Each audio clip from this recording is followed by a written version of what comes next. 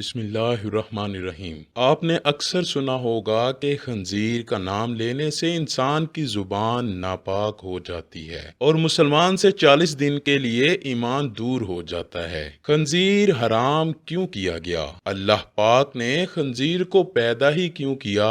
ناظرین، آپ نے اکثر سنا ہوگا کہ مغربی ممالک جان بوجھ کر مسلمانوں میں خنزیر کی چربی یا گوشت سے بنی مصنوعات کو عام کرنا چاہتے ہیں۔ اس کی وجہ کیا ہے؟ قرآن و حدیث کی روشنی میں آپ کو آج کی ویڈیو میں ان سوالات کے جوابات دیں گے۔ خنزیر ایک ایسا جانور ہے جو کہ بیک وقت سبزی اور گوشت خور ہے۔ یہ اس قدر زہریلا ہوتا ہے کہ اس پر سب سے خطرناک زہر بھی کام نہیں کرتا۔ اس کی وجہ یہ ہے کہ یہ دنیا میں واحد جانور ہے جس کو پسینہ نہیں آتا، جس وجہ سے خنزیر کے زہریلے مادے خارج نہیں ہو پاتے۔ دنیا کا ہر مسلمان یہ تو جانتا ہے کہ خنزیر حرام ہے، لیکن کیوں حرام ہے یہ کم ہی لوگ جانتے ہیں۔ اللہ پاک قرآن میں فرماتا ہے، آپ فرما دیں کہ میری طرف جو وحی بھیجی گئی اس میں تو میں کسی بھی کھانے والے پر ایسی چیز کو جسے وہ کھاتا ہے حرام نہیں پاتا، سوائے اس کے کہ وہ مردار ہو یا بہتا ہوا خون یا سور کا گوشت ہو، کیونکہ یہ ناپاک ہے، یا نافرمانی کا جانور جس پر ذبح کے وقت غیر اللہ کا نام بلند کیا گیا ہو۔ پھر جو شخص بھوک کے باعث سخت لاچار ہو جائے، نہ تو نافرمانی کر رہا ہو اور نہ حد سے تجاوز کر رہا ہو، تو بے شک آپ کا رب بڑا بخشنے والا نہایت مہربان ہے۔ اس آیت کے علاوہ سورہ مائدہ کی آیت نمبر 3، سورہ بقرہ کی آیت نمبر 173 اور سورہ نحل کی آیت نمبر 115 میں بھی خنزیر کا گوشت کھانے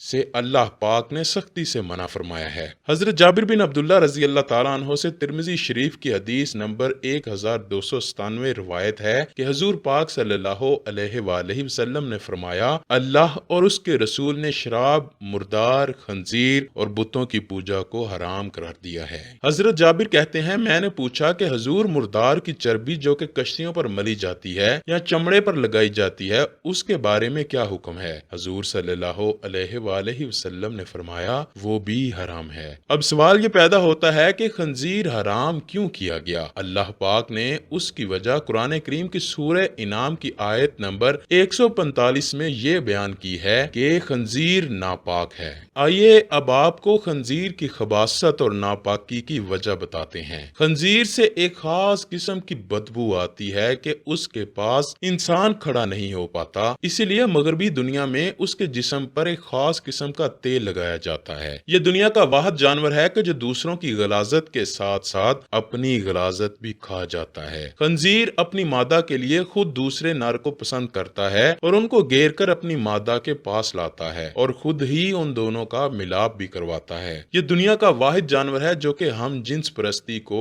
بہت پسند کرتا ہے۔ انہی عادات اور خصلتوں کی وجہ سے خنزیر کو قرآن پاک میں ناپاک کہہ کر پکارا گیا ہے، اور یہی وجہ ہے کہ آج خنزیر کو کھانے والوں میں خنزیر کی ہی یہ سب ناپاک عادتیں عام ہو چکی ہیں۔ اسی لیے قرآن و حدیث میں خنزیر سے کسی بھی قسم کا فائدہ اٹھانے سے منع کیا گیا ہے۔ روایات موجود ہیں کہ یہ کسی بھی نبی کی امت کے لیے حلال نہیں کیا گیا۔ خنزیر کی پیدائش کے متعلق مشہور روایت جس کے راوی حضرت ابن عباس رضی اللہ تعالیٰ عنہ ہیں، روایت کچھ یوں ہے، حضرت عیسیٰ علیہ السلام کے حواریوں نے حضرت عیسیٰ علیہ السلام سے درخواست کی کہ آج کوئی مردہ ایسا زندہ کریں کہ جو حضرت نوح علیہ السلام کے زمانے کا ہو اور وہ ہمیں ان کے حالات سے آگاہ کرے۔ چنانچہ حضرت عیسیٰ علیہ السلام نے ایک قبر پر لاٹھی ماری جس میں سے ایک نوجوان زندہ ہو کر بیٹھ گیا۔ وہ شخص کہنے لگا، حضرت نوح کی کشتی کی لمبائی 1200 گز تھی اور چوڑائی 600 گز تھی۔ اس کی 3 منزلیں تھیں، پہلی منزل پر جانور، دوسری منزل پر انسان اور تیسری منزل پر پرندے تھے۔ اب جانوروں نے اپنے فضلے سے پہلی منزل پر اتنا گند ڈال دیا کہ بیماریاں پھیلنے کا خدشہ ہونے لگا۔ تو حضرت نوح علیہ السلام اللہ کے حضور سجدہ ریز ہوئے تو اللہ پاک نے خنزیر نر اور مادہ دونوں کو پیدا فرمایا جو کہ ہاتھی کے قریب سے نمودار ہوئے۔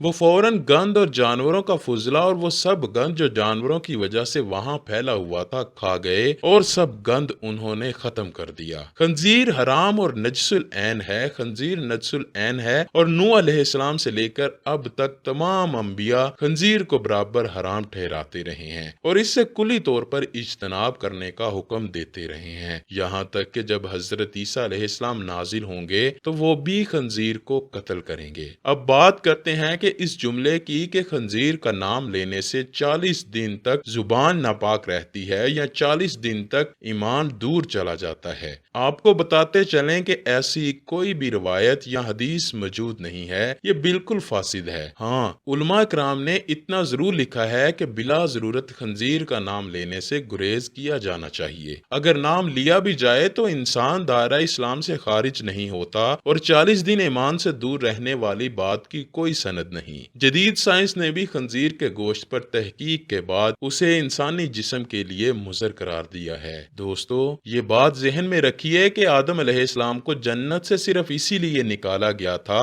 کہ انہوں نے اللہ تعالیٰ کی طرف سے منع کردہ درخت کا پھل کھا لیا تھا۔ ہمیں اس درخت کی حرمت کے متعلق کوئی وجہ معلوم نہیں، اور نہ ہی حضرت آدم علیہ السلام کو اس درخت سے ممانعت کی وجہ معلوم کرنے کی کوئی ضرورت تھی، بلکہ اللہ تعالیٰ کا منع کر دینا ہی ان کے لیے کافی تھا۔ بالکل اسی طرح ہمارے لیے اور دیگر تمام مومنین کے لیے اتنا ہی کافی ہے کہ اللہ تعالیٰ نے خنزیر کو حرام قرار دیا ہے۔ اللہ تعالیٰ سے دعا ہے کہ وہ ہمیں حلال اور حرام کو پہچاننے کی توفیق عطا فرمائے، ہم نیک عمل کرتے رہیں اور برائیوں سے دور رہیں۔ بروز قیامت ہمیں نبی پاک صلی اللہ علیہ وآلہ وسلم کی شفاعت نصیب ہو۔ آمین لکھنا مت بھولیے گا، اور اس ویڈیو کو شیئر کرنا بھی مت بھولیے گا۔